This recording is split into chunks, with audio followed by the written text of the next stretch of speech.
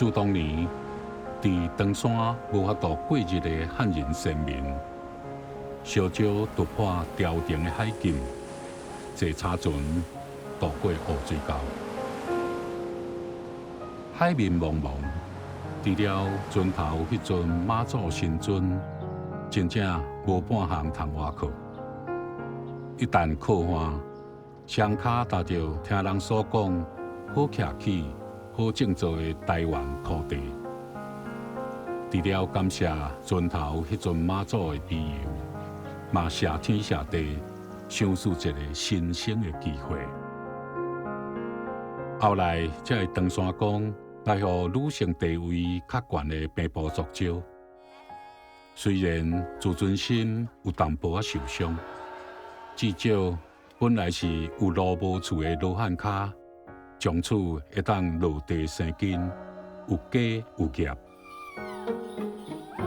16族的原住民拢有同款的自然崇拜，敬重祖灵，敬重大自然。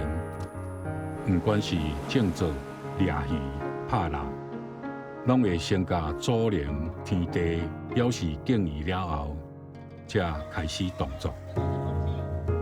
汉人愈来愈多的台湾，汉人的信仰嘛愈来愈兴。上特别的是妈祖的信仰。妈祖原本是专职的航海之神，但是台湾的信众，什么疑难杂症，拢要找妈祖。事业袂顺遂，囡仔歹药饲，头生仔饲袂水，田园无够肥，什么财主寿拢来求啦。妈祖伫台湾信众的心目中，正做万灵的神。